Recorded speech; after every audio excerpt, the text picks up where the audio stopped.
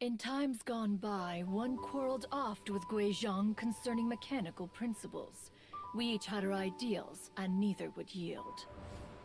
Under the pretext of a social gathering, one invited the impartial Rex Lapis to judge the quality of our creations.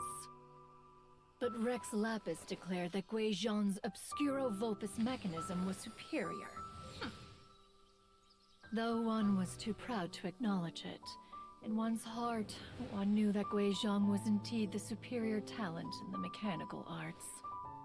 As for the story between Quizong and Streetward Rambler, that begins with a certain bell.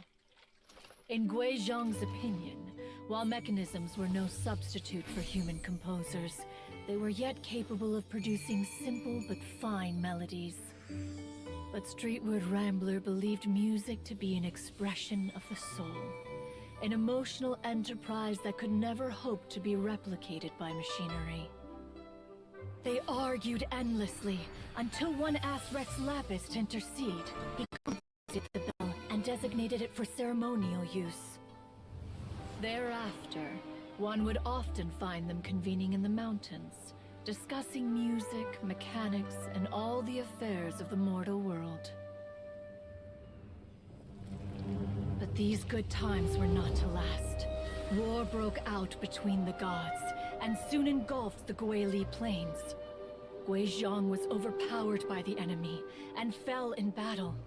When Streetward Rambler and I arrived at the scene at long last, all that remained among the ruins was her lifeless body. After this, at Streetward Rambler's request, Rex Lapis granted her the cleansing bell for safekeeping.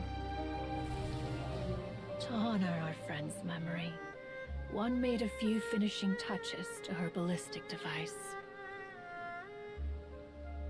Many lantern rites have passed since then. Many greetings and goodbyes. Upon what do you gaze? The Guili Plains? No. It's everything.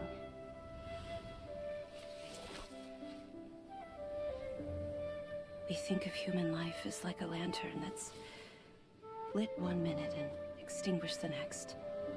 But are we Adepti so different?